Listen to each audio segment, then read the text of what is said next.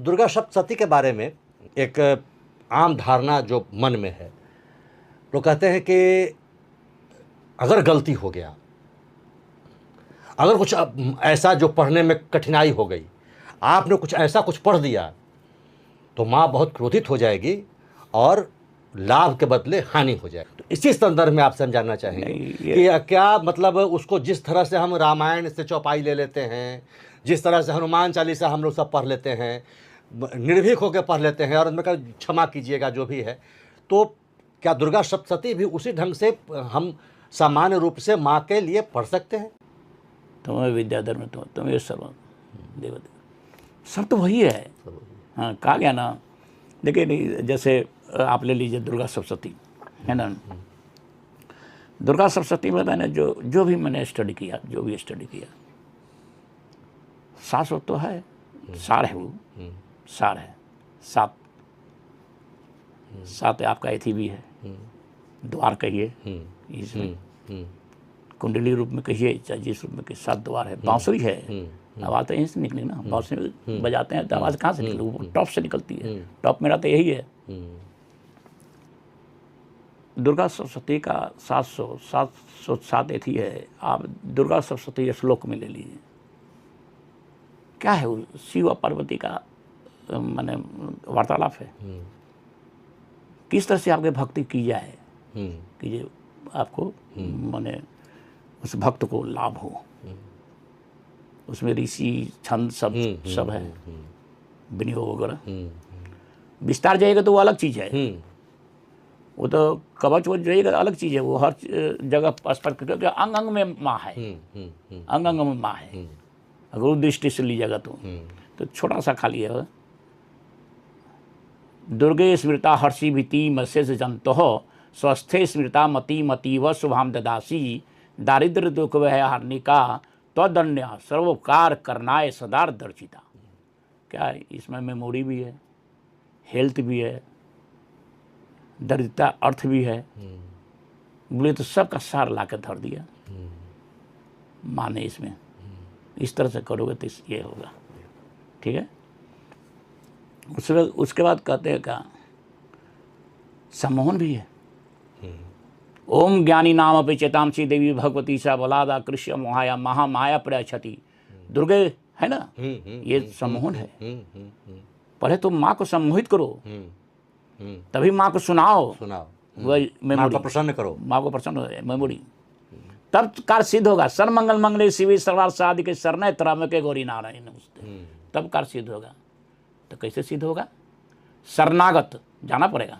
शरणागत दिनार्थ प्रतिरान परायणे सर्वस्यार्थी हरे देवी नारायण नमस्ते। शरण में जाओगे तभी सब चीज हरेगी, तब तो तुम्हारा इति होगा, है कि नहीं?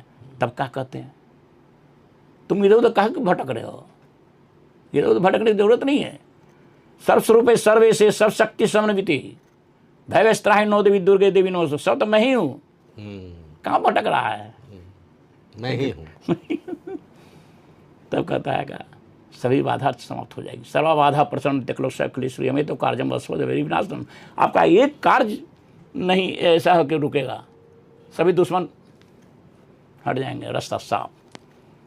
कितना अच्छा से माँ शिव पार्वती का वार्तालाप है, चाहे तो उसी से पा सकते हैं। अच्छा, तो अब एक इससे जुड़ता हुआ प्रश्न है। लगातार रामायण महाभारत के बारे में भी कुछ भ्रांतियाँ लोगों ने रखी थी कि घर में महाभारत रखिएगा तो महाभारत हो जाएगा, ये सब पुरानी बात है। तो रामायण का प्रचलन था। दुर्गा सप्तशती के बारे में एक आम धारणा जो मन में है, लोग कहते हैं कि अगर गलती हो गया, अगर कुछ ऐसा जो पढ़ने में कठिनाई हो गई, आपने कुछ ऐसा कुछ पढ़ दिया तो माँ बहुत क्रोधित हो जाएगी और लाभ के बदले हानि हो जाएगा। ये गलत है।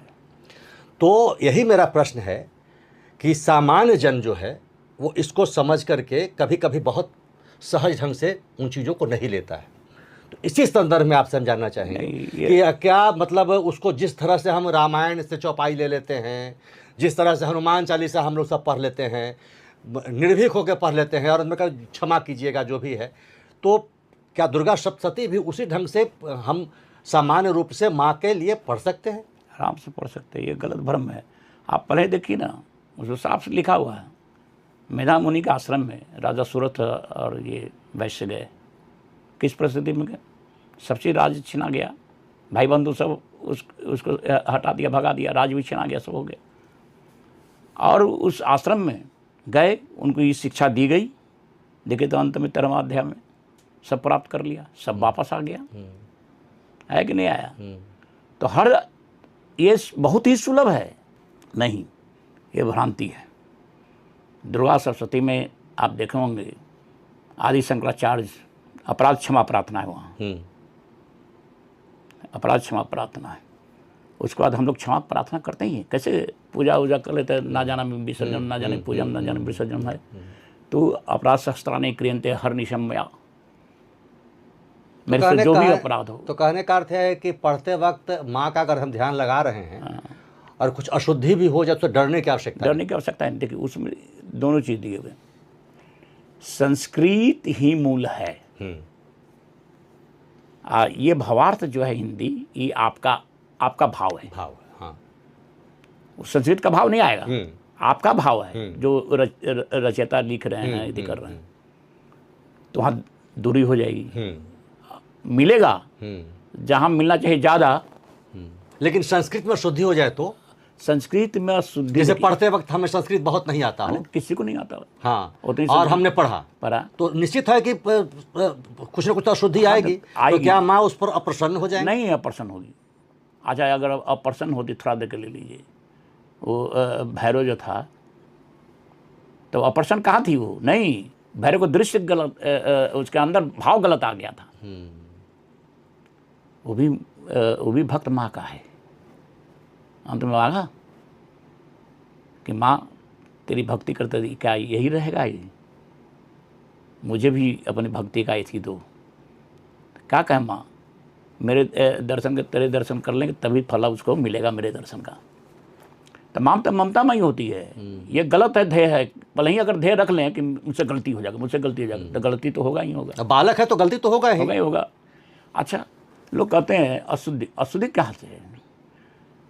मेरी सोच अशुद्धि है, समझे? मेरा सोच अगर विचार शुद्ध हो, है कि नहीं, तो मन कभी भी अशुद्ध नहीं हो सकता। और सोच विचार ही अनुशासन कहा गया है, अनुशासन और सोच विचार को ठीक रखा जाए। आज मर्यादित ऐसे ही नहीं हो गए, वो राम पुरुषोत्तम मर्यादित से ही नहीं हो, अनुशासन भी उनमें देखा गया हुआ। सबों का रिस्पेक्ट करना, है कि नहीं, चाहे वो छोट हो या बड़ हो। ये सब बहुत लीला है। रामचरितमानस में भी लीला ही लीला है। एक प्रोजेक्ट है लोगों को ठीक करने के लिए, टाइम टू टाइम। यही सनातन है, यही सनातन है। ये बहुत बड़ी औषधि है, जड़ी बूटी है ये। अगर इसको धारण किया जाए, अगर देखते थे पहले गांव में हरिद्वार दरवाजे पर रामचरितमानस का होता था, तो गांव कितने सुखी संपन्न रहते थे। आज देखे तो सब तो मधुशाला में सब रहते हैं सब। तो ये सब ये है। तो मेरा आपका जो क्वेश्चन है, जो वो भ्रम कर रहा है, जो आपने क्वेश्चन में जिस भ्रांति फैला रहा है कि ये गलत है, हो जाएगा तो इससे हो जाएगा, नो कभी नहीं होगा। बेधड़क पढ़िए। हाँ, पढ़िए, बेधड़क माँ के राधा में जुटिए। सोच विचार ठीक है। आप उसको फेस को लाइए, उस माँ का फेस को लाइए अपने सामने, इसमें रखिए वो भाव, वो ऑरा जो है आपका एनर्जेटिक ऐसे चलते रहेगा। हाँ, और आपको इतना एनर्जी प्राप्त होगा। इसका तो अनुभव मैंने किया, जिस रूप में किया मैंने किया। और अब मैंने नहीं किया, माँ कराई, हम ही क्या कहेंगे, इसमें अहंकार आ जाएगा। मैंने क्या, माँ ने वो दर्शन, माँ ने यदि किया। और इसलिए मैं हमेशा सुन में रहना चाहता हूँ। मैं कुछ नहीं हूँ, तुच्छ हूँ, कुछ नहीं हूँ। जो भी तेरा है, मेरा क्या है? I am zero but zero is the great hero. तो गुरु जी से मिलकर बहुत अच्छा लगा। बहुत सारी ज्ञान की बातें हुई, बहुत भ्रांतियाँ भी टूटी। और जितने लोग माँ के भक्त, माँ की पूजा करना चाहते हैं, दुर्गा सप्तशती पढ़ना चाहते हैं, बेधड़क पढ़िए। माँ तो माँ है, गलतियाँ होती रहेंगी, माँ संवारते रहेंगे। तो और साथ ही साथ राम पर भी बातचीत हुई, बहुत सारे बातचीत हुए। तो अंतिम संदेश इस वाणी और इस संवाद को समाप्त करने से पहले बिना कोई प्रश्न का, क्योंकि प्रश्न कर देने पर तो फिर एक निर्धारित मापदंड हो जाता है, बिना प्रश्न के ही मैं गुरु जी से कहूँगा कि कुछ संदेश आप अपने स्तर से दें। मैं कहूँगा कि सबका मंगल हो, सभी सुखी संपन्न रहे। यह विचार अगर रहेगी तो वो भी व्यक्ति सुखी रहेगा जो व्यक्ति की सोच अच्छी बैठी रहेगी। मेरा ये रहेगा, सब अपना विचार, अपना सोच, अपनी अनुशासन मर्यादा के रखते हुए लोगों को आदर करना सीखें, लोगों को रिगार्ड करें, तभी आप सफलता की कुंजी आपके पास रहेगी, अन्यथा सफलता की कुंजी नहीं रहेगी। इसलिए सर्वमंगल मंगले शिवे सर्वार्थ साधिके शरण्य त्र्यंबके गौरी नारायणी नमस्ते। माँ को मंगल कामना चाहते हैं, माँ को यदि कीजिए, चाहे जिसको भी कीजिए। हनुमान जी का है, अगर रोग है, नासे रोग हरे सब पीरा जपते रहता हनुमत वीरा, है कि नहीं। इस तरह से कीजिए। और अंत में तो यही कहेंगे, देहि सौभाग्यम आरोग्यम देहि में परम सुखम रूपम देहि जयम देहि जसो देहि दिशो जहि। जय माँ, जय गुरुदेव। बहुत बहुत धन्यवाद, आपका आगमन हुआ और फिर नई बातों के साथ मुलाकात होगी शैलेश की बात में। तब तक के लिए विदा दीजिए। बहुत बहुत धन्यवाद। जय जय श्री राम। जय हो।